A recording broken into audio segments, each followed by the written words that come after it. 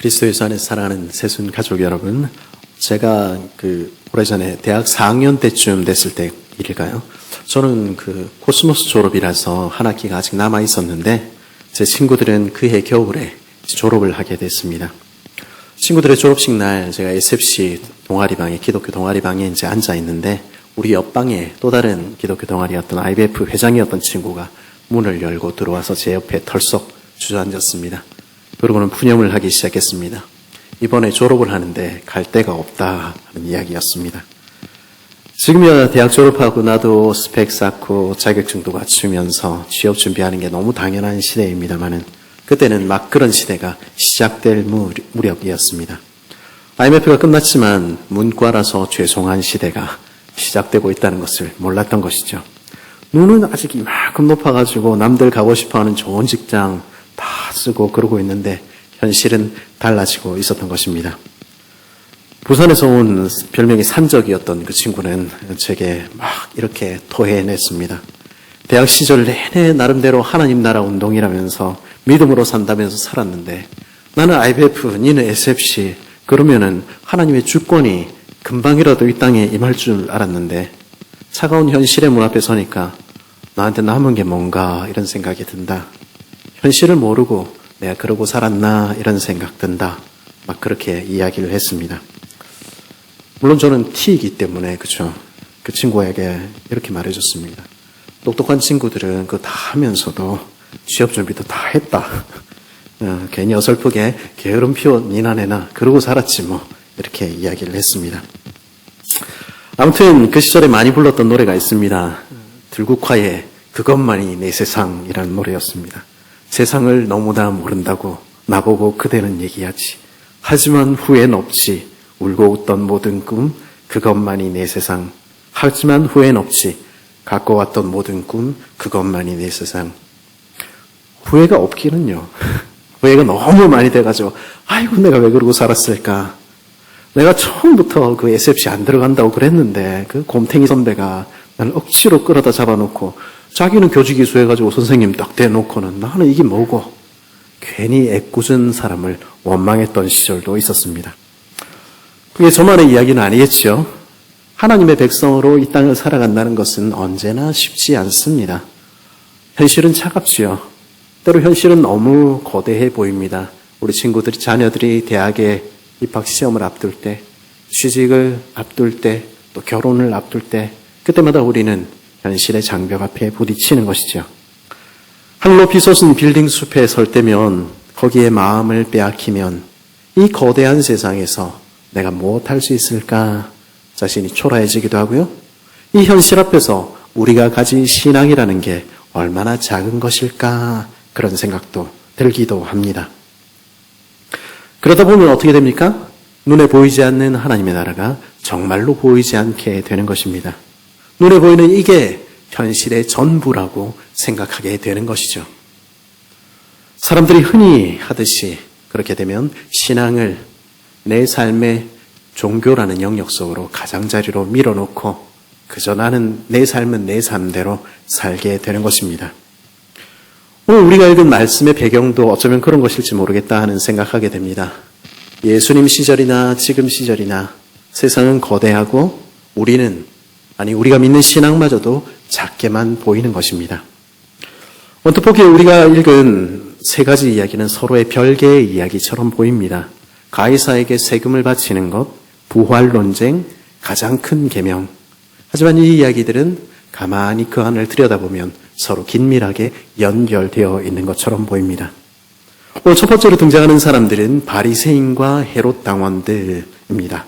어떻게 보면 가장 서로 어울리지 않는 조합이지요. 바리새인들은 구별된 사람들이라는 그 이름처럼 말씀과 기도, 경건과 거룩에 힘썼던 사람들, 성전의 예배가 일상의 모든 삶에 적용되기를 바랬던 사람들입니다. 그 사람들은 로마의 통치가 아니고 우리 하나님의 나라, 그렇게 주장했던 사람들입니다. 그에 반해서 헤롯 당원은요, 헤롯 왕과와 결탁해서 헤롯 왕가가 다스리는 지금 질서가 계속되기를 바랬던 현실주의자들이었습니다. 평소에는 서로 멀리하던 사람들입니다. 물과 기름처럼 나누어져 있었지요. 그런데 이 두 무리가 함께 예수님 앞으로 나온 것입니다. 그 이유는 하나, 공동의 적, 예수님이 생겼기 때문입니다. 당시는요, 로마 황제 시저에 의해서 다스려지는 세상이었습니다. 하나님의 법에 의해서 다스려지는 신정국가 이스라엘이 아닌 것이죠. 하나님 백성이 그 식민지 상황 가운데서 제국의 지배 아래서 산다는 것은 쉽지는 않았겠죠? 그런 상황에서 바리새인들은 예수님께 이런 불만을 가졌을지 모르겠습니다. 우리도 나름 거룩하게 살려고 얼마나 노력하는데요. 그 복잡한 성전의 제사법을 매일의 삶에서 적용하려고 그래서 애쓰는 것 아닙니까? 흠없는 재물을 성전 마당에서 팔고 성전의 거룩한 세계를 주저해서 환전하는 것도 다 거룩을 지키기 위해서 우리가 노력하다 보니까 그렇게 된 것입니다. 설령 다소간에 부정이 있고 문제가 있더라도 그거 어쩔 수 없는 일이지요. 그걸 가지고 우리 전체를 싸잡아서 강도의 소굴이니 이렇게 말하면은 예수님 섭섭합니다. 헤롯 당원들은요, 헤롯 가문의 지지자들이라 말씀드렸습니다. 당시에 로마와 그리고 유대인 사이를 중간에 완충지대 역할을 했던 것이 이 헤롯 왕가였습니다. 하지만 헤롯 대왕의 죽음과 그 큰아들 아켈라오의 실정 이후에 점차 팔레스틴에서 그 영향력을 상실해 가고 있었습니다. 그래서 로마는 갈릴리와 빌립보 같은 북부 지역은 남겨두었지만은 가장 중요한 유대 지역은 헤롯 왕가의 손에서 뺏어서 로마의 총독이 직접 다스리기 시작했습니다. 그 영향력을 점점 늘려가는 것이죠. 이런 상황에서 헤롯 가문마저 힘을 잃고 우리의 종교와 우리의 관습에 무지한 로마인들이 전부 다스린다. 그러면은 전쟁과 파멸밖에 남는 게 없겠다 생각한 것입니다. 그러니 헤롯이 현실적인 대안이다 하는 것이 그들의 생각이었습니다. 이런 두 집단의 심중에 있는 항변을 한마디로 요약하자면 우리도 어쩔 수 없다는 것입니다. 이것 말고 다른 현실적인 대안이 뭐가 있느냐 하는 것이죠. 그래서 바리새인들은 헤롯 당원들은 예수님 앞에 나와 말씀하는 것입니다. 14절에 보니까 이렇게 얘기하죠.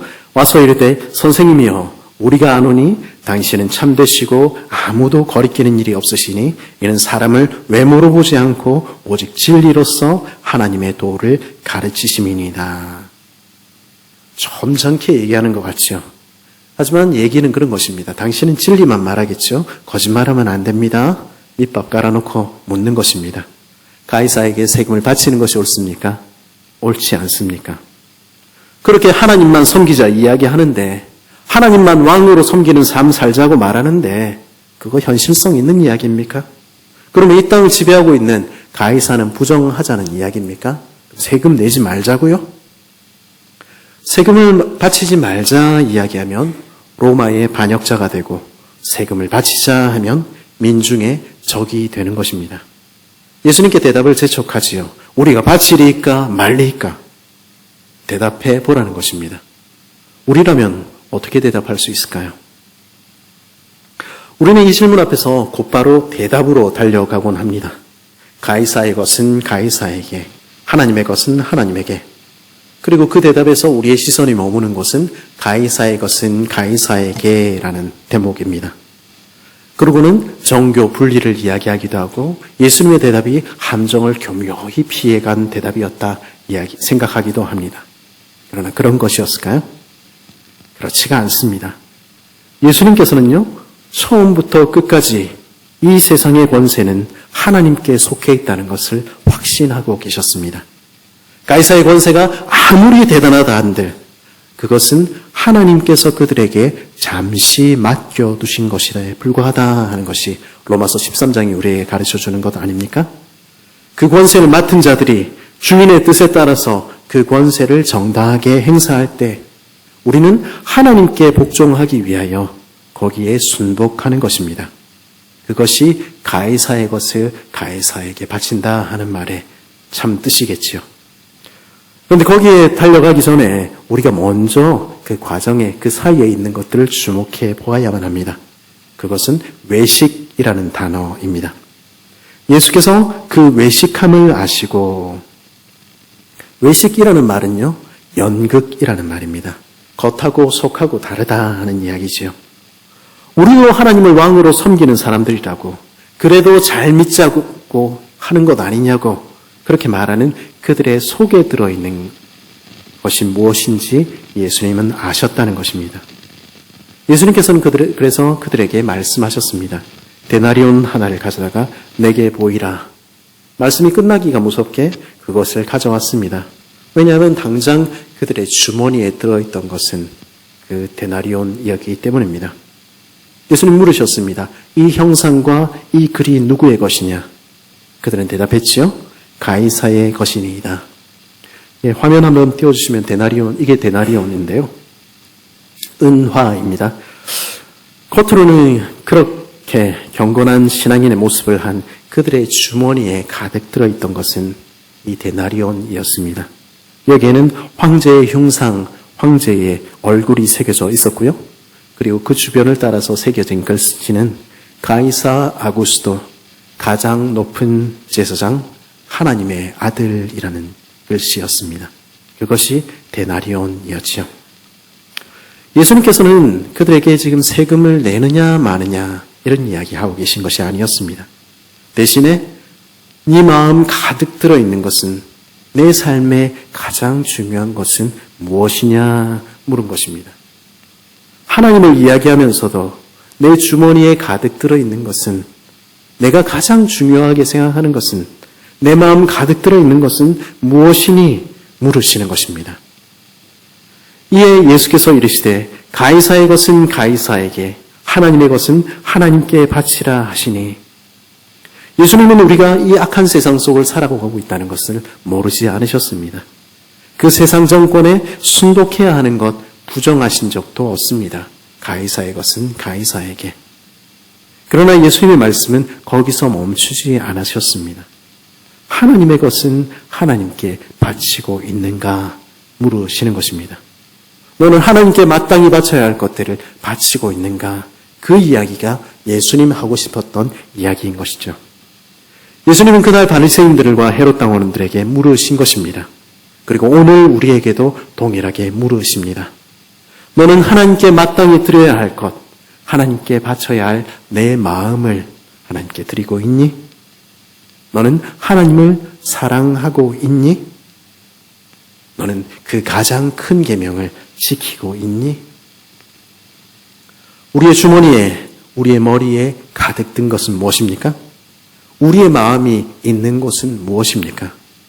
우리는 마땅히 사랑해야 할 하나님을 마음을 다하여, 뜻을 다하여, 힘을 다하여 사랑하고 있습니까?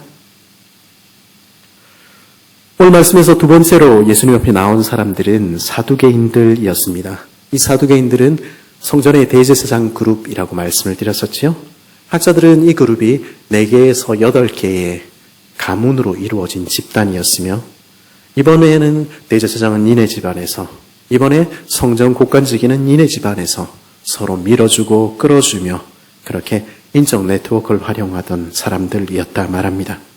근데 오늘 말씀해 보니까 이들에 대해서 이렇게 기록하고 있습니다. 18절에 보니까 부활이 없다는 사두개인들이 예수께 와서 물어 이르되, 대제사장들이지요. 성직자인 그들입니다. 근데 그들이 와서 그들은 뭐라고 이야기합니까?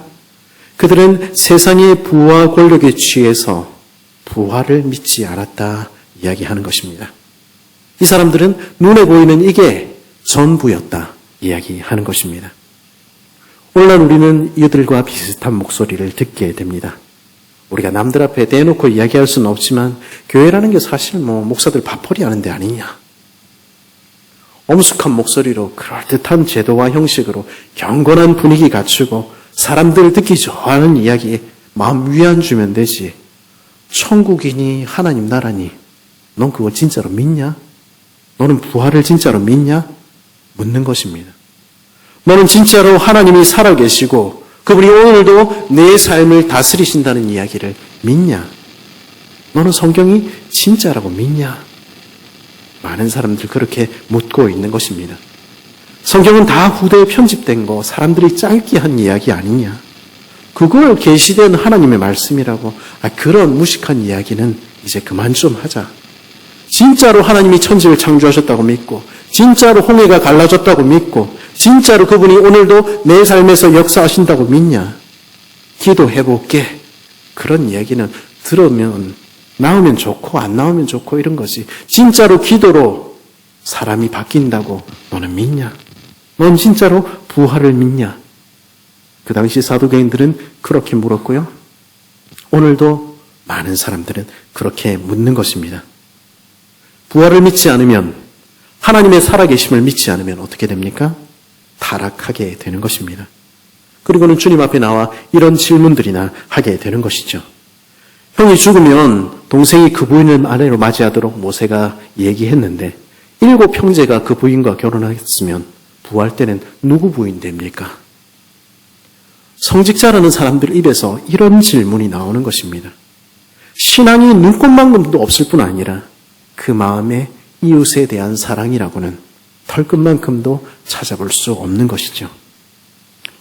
고대 이스라엘에서는요, 형이 자식이 없이 죽으면 동생이 그 부인과 결혼하여 그 가족을 부양하도록 하는 제도가 있었습니다. 그것을 형사취수제, 우리는 그렇게 부르지요. 하나님께서 모세를 통해서 고대 이스라엘에게 형사취수제라는 제도를 허락하신 이유가 무엇입니까? 당시의 여인들이 혼자 살아간다는 것은 불가능한 일이었습니다. 그런 젊은 과부들을 그 형제가 부양하도록 하기 위해 주신 제도가 형사취수제도입니다. 이 땅에 사는 동안에, 이 땅에 육체를 가진 동안에 그 여인들을 먹이시고 돌보시는, 그래서 그들에게 가정을 허락하신 하나님의 긍휼의 제도, 형제의 사랑의 제도였던 것이죠. 그런데 지금 이 사두개인들은 부활을 비웃기 위해서 이 가련한 여인의 이야기를 가져오고 있는 것입니다. 그리고 그 여인을 성적으로 희화화하고 있는 것이죠. 천국에서는 누구야 살 건데. 얼마 전에 누군가에게 그런 이야기를 들었습니다. 예수 믿지 않는 사람들이 타락하는 것은 건물 3층에서 뛰어내리는 것과 같다. 근데 교회 다니고 예수 믿는다 이야기하던 사람들이 타락하면은 10층 높이에서 뛰어내리는 것처럼 더 타락하더라. 그 타락의 정도가 더 심하다 하는 이야기 들었습니다. 그런 이들을 향하여 예수님께서는 준엄하게 꾸짖으셨습니다. 24절에 이렇게 말하지요. 예수께서 이르시되 너희가 성경도 하나님의 능력도 알지 못함으로 오해함이 아니냐. 목회자임내 직분자임내 하지만 성경이 진리라는 것을, 그 성경이 참으로 우리 마음을 찌르고 우리 삶을 변화시킨다는 것을, 그 능력을 한 번도 경험해보지 못한 이들이라고 말씀하시는 것입니다. 하나님이 오늘도 살아계시며 그를 찾는 이들 가운데 오늘도 역사하시는 분이라는 것을 한 번도 경험하지 못한 사람들, 예수님은 그를 그렇게 부르고 계시는 것입니다. 시집가고 장가가고 아이를 낳고 키우고, 이 모든 것은 이 땅에 육신 가운데 있을 때 하는 일입니다. 육신이 있는 동안에 우리는 사랑하고, 이 땅에서 호흡이 있는 동안에 우리는 서로 위하고 서로 섬기는 것입니다. 지금 바로 이곳에서 우리는 우리 이웃을 사랑하도록, 내 옆에 있는 사람을 사랑하도록 부름을 받고 있는 것입니다. 그것이 주님의 계명입니다. 참으로 성경을 믿는 사람들은, 참으로 살아계신 하나님을 믿는 사람들은, 참으로 보이지 않는 나라를 사모하는 사람들은 지금 이곳에서 내 옆에 주신 이들을 사랑하며 사는 것입니다. 내 가족을 사랑하며 내 형제를 사랑하며 우리의 성도된 사람들을 서로 위하며 뒤에서 막 이야기하는 것보다는 그들을 축복하고 그들이 잘 되기를 바라며 그들을 위하여 기도하는 것입니다. 내 작은 것들 베푸는 것이죠. 한날 이 땅의 삶이 끝이 날 것입니다. 그리고 그날 우리는 전혀 다른 세상을, 이 땅에 사는 우리가 감히 헤아릴 수도 생각해 본 적도 없는 참 삶을 맞이하게 될 것입니다. 그리고 그림자 같은 이 땅의 삶을 마치는 그날에 우리는 하나님 나라에서 진짜 삶을 맞이하게 될 것입니다. 예수님은 그렇게 말씀하고 계시는 것입니다. 성경에서 이야기하는 모든 것들이 너희가 현실이 아니고 꿈 같은 이야기다 이야기하는 그 모든 것들이 진짜로 이루어질 것이라는 것을 너희는 모르는구나. 성경의 하나님은 오늘도 살아계신 하나님이시라는 사실을 너희는 모르는구나. 살아계신 하나님 안에서 성경에 있었던 아브라함이, 이삭이, 야곱이, 너희 앞서 죽었던 모든 성도들이 오늘도 살아있다는 사실을 너희는 모르는구나. 주 안에 있는 부활의 소망을, 하나님 나라의 영원한 소망을 너희는 도무지 알지 못하는 사람들이로구나. 주님은 그렇게 말씀하신 것입니다. 예수를 믿는다는 것은 무엇입니까? 하나님을 믿는다는 것은 무엇입니까? 그것은 교회에 나오고 신앙생활 오래 하고 그것만이 아니고요. 성경의 말씀을 믿는 것입니다. 부활이 있다는 것을 믿으며 하나님의 나라가 있다는 것을 믿는 것입니다. 눈에 보이는 현실 너머에 있는 진짜 삶을 기다리는 사람들은 지금 이곳에서 하나님의 말씀을 따라 그 말씀을 그 진짜 삶의 그림자 남아 이곳에서 실천하며 살아가는 것입니다. 내게 주신 그 사람들, 바로 내 옆에 있는 형제들을 사랑하며 사는 것이지요. 그날 그 자리에 있었던 서기관 중 한 사람은 예수님의 그 대답이 참으로 진리라는 사실을 알게 되었습니다. 그리고는 예수님께 나와 여쭈었습니다. 모든 계명 중에서 첫째 되는 계명이 무엇입니까? 우리는 너무도 복잡한 세상을 살아갑니다. 이 거대한 세상 속에서 나름대로 생활을 하려고 발버둥치를 칩니다마는 참 쉽지가 않습니다. 그런 우리가 지켜야 할 가장 첫째 되는 계명, 이것 한 가지는 놓치지 말아야 할 계명이 있다면 그건 무엇입니까? 물은 것입니다. 예수님 뭐라고 대답하셨죠? 우리 28절에서 30절까지 말씀 우리 같이 한번 읽어볼까요? 시작. 예수께서 대답하시되 첫째는 이것이니 이스라엘아 들으라. 주 곧 우리 하나님은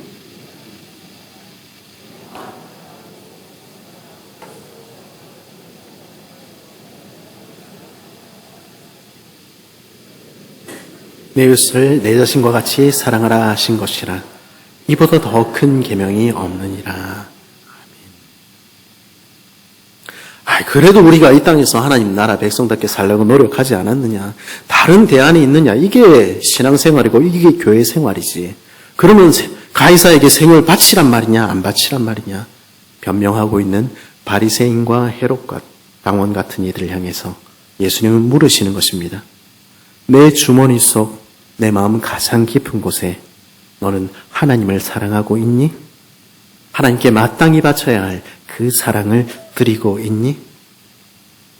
이 땅에서 지금 내 사는 동안에 얼마를 벌어야 되고 어떤 이익을 취하고 내 자녀들에게 얼마 남겨줘야 되고 그거 고민하고 있는 사람들에게 부활이 천국이니 그런 게 어딨냐고 말하면서 그래서 나 자신만 생각하느라 내 옆에 있는 형제를 돌아볼 줄 모르고 이웃을 사랑할 줄 모르는 사두개인과 같은 이들을 향해서 주님은 말씀하시는 것입니다. 내 이웃을 내 자신과 같이 사랑해라. 하나님께서 원래 기대하셨던 것은 그런 것이라는 것입니다.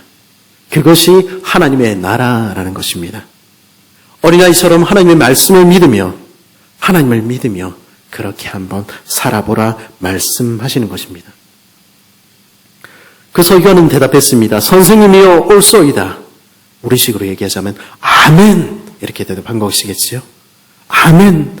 오직 하나님만이 왕이십니다. 오직 하나님만이 우리 주인이십니다. 마음을 다하고 지혜를 다하고 힘을 다하여 하나님을 사랑하는 것, 그게 정말 제일 가치 있는 일이지요. 그 서기관은 주님 앞에서 그렇게 고백했습니다. 성전을 담당하고 있던 그가 그 성전의 서기관으로 있었던 어쩌면 사내들인의 일원이었을지 모르는 그가 어떻게 고백하고 있습니까? 우리가 이렇게 중요하게 생각하는 이 모든 제사와 번제물보다 우리가 만들어낸 그 모든 의식보다 이웃을 사랑하는 것이 훨씬 더 중요한 일이지요. 하나님의 말씀의 씨가 그의 마음에 뿌려졌을 때, 성령께서 그의 귀를 열어주셨을 때 놀라운 일이 일어난 것입니다. 예수님께서는 그가 지혜 있게 대답함을 보셨다 이렇게 말씀하지요. 어떤 지혜입니까? 참으로 하나님이 누구신지 아는 지식, 하나님의 음성을 들을 수 있는 지혜, 그래서 하나님을 경외하며 하나님을 사랑하고 그 이웃을 사랑하는 지혜입니다. 겸손한 마음으로 가장 큰 계명을 묻고 주님 앞에 참으로 그렇습니다 대답하는 그 서기관에게 예수님은 말씀하셨습니다. 내가 하나님의 나라에서 멀지 않도다. 그 서기관이 이유가 어떻게 됐는지 성경은 말해주지 않습니다. 그러나 사도행전 6장 7절은 허다한 제사장의 무리가 이 도에 복종하니라 이렇게 기록하고 있기도 하고요. 요한은 서기관과 바리새인들 그 사내들인 회원 가운데 아리마대 요셉과 니고데모 같은 사람이 주님께 돌아왔다. 그리고 제자가 되어서 그의 것들을 나누었다 이야기해 주기도 합니다. 말씀 앞에서 자신을 돌아보았을 때 그리고 주님의 가장 귀한 것이라 고백했을 때 그리고 말씀을 따라 살아가기 시작했을 때 하나님께서 그를 변화시키신 것입니다. 그리고 그들은 현실을 넘어서 천국을 영원한 나라를 소유하게 된 것입니다. 제가 좋아하는 톨스토이의 동화 하나가 있습니다. 원래 제목은 사랑이 있는 곳에 하나님이 계시다라는 제목으로 기억하고 있는데요. 구두수성공 마틴이라는 제목으로 더 많이 알려진 이야기입니다. 제가 오래전에 읽어서 내용이 정확하게 기억나진 않는데 대강의 내용은 이런 것입니다. 어느 구두수성공이 있었습니다. 신발을 만들고 구두를 수선해서 하루하루 겨우 입에 풀칠하고 사는 사람이었지요. 사람이 무엇으로 사는가에도 그렇고 톨스토이 동화에는 이따금씩 이렇게 구두수성공이 등장하는데요.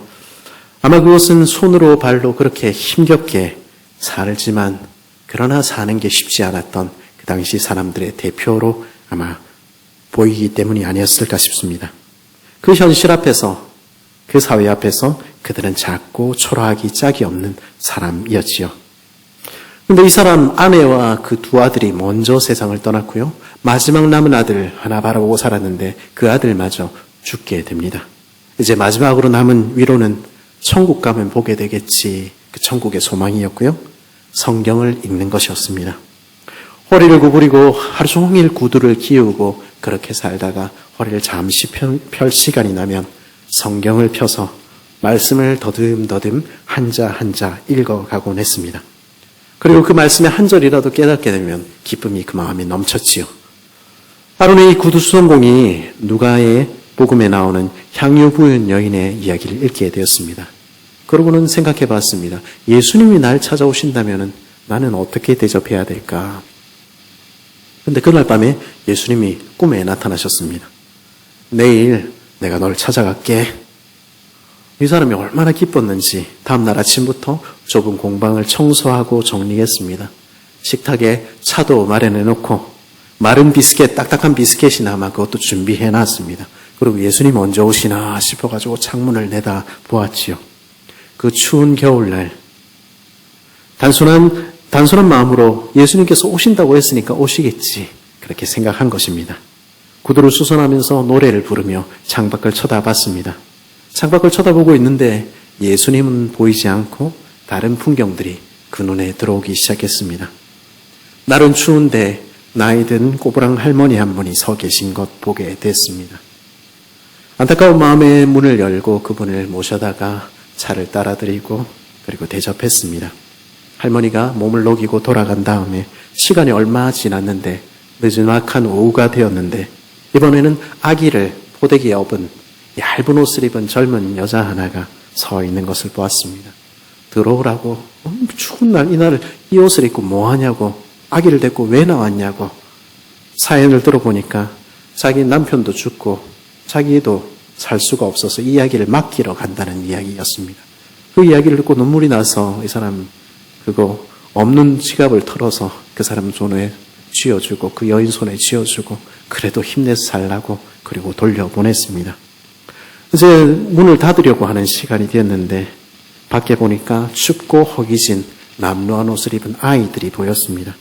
그 아이들을 데려와서 따뜻한 차를 주고 먹을 것을 줬지요. 하나님이 그래도 널 사랑하셔. 하나님이 널 축복하시기를 인사하며 보냈습니다. 해가 졌고 예수님은 찾아오지 않았습니다. 그리고 그렇지만 그 마음에는 기쁨이 가득했습니다. 그래도 내가 지극히 작은 사람들을 섬길 수 있었구나. 그날 밤에 잠자리에 들었습니다. 근데 꿈에 오늘 찾아왔던 할머니가 나타났습니다. 근데 그 할머니의 얼굴이 갑자기 바뀌어서 예수님의 얼굴이 되었습니다. 그리고는 말씀하셨죠. 그거 나였어. 아기를 업었던 젊은 어머니가 나타났습니다. 그리고 그 얼굴 역시 예수님의 얼굴로 바뀌며 말씀하였습니다. 그것도 나였어. 두 남매 역시 나타나서 말했습니다. 그것도 나였어. 예수님은 그들을 찾아오셨고 그는 예수님을 섬긴 것입니다. 동화지요. 오래전에, 백수십 년 전에 동화지요. 하지만 이 이야기는 현실을 넘어서 천국을 살아가는 삶이 어떤 것인지 우리에게 들려주고 있는 것 아닌가 그런 생각하게 되었습니다. 그리스도의 안에 사랑하는 새순 가족 여러분, 우리 너무 큰 거 생각하다 보면, 우리 거대한 현실에 매몰되다 보면 우리는 가장 중요한 것이 무엇인지 잊어버리게 되는 것입니다. 무엇이 진짜 삶인지도 잊어버리게 되고 하나님을 사랑하고 이웃을 사랑하는 그 삶이 천국으로 이어지는 소박하지만 위대한 걸음이라는 사실도 잊어버리게 되는 것입니다. 현실이라 불리는 것 앞에서 우리 젊은이들이 무너지지 않기를, 그리고 우리 모두가 무너지지 않기를 간절히 바랍니다. 말씀 대신에 현실적인 대안이라 부르는 것들을 선택하며 참으로 오늘도 살아계신 하나님을 붙드는 대신에 겉보기의 예배와 겉보기의 종교생활로 우리 자신을 속이지 않을 수 있기를 간절히 바랍니다. 눈에 보이는 현실 너머에 오늘도 거대한 하나님의 세상이 있습니다. 하나님께서는 오늘도 살아계시며 오늘도 온 세상을 다스리십니다. 그리고 주님을 찾는 이들 앞에서, 주님의 말씀대로 살아보려고 애쓰는 이들 앞에서 자신의 살아계심을 오늘도 보이시는 것입니다. 말씀 하나 붙들고 진짜 세상이 있다는 것을 믿으며 그렇게 살아갈 수 있으면 좋겠습니다. 하나님을 우리 마음으로부터 사랑할 수 있는 우리 되기를 바랍니다. 하나님께서 내게 주신 이들 멀리 있지 않습니다. 우리 가정에, 내 바로 옆에 앉아 있는 것입니다. 지금 이곳에서 그들을 사랑하며 지금 이곳에서 하루하루 성실하게 우리의 날들을 채워갈 수 있기를 바랍니다. 그래요.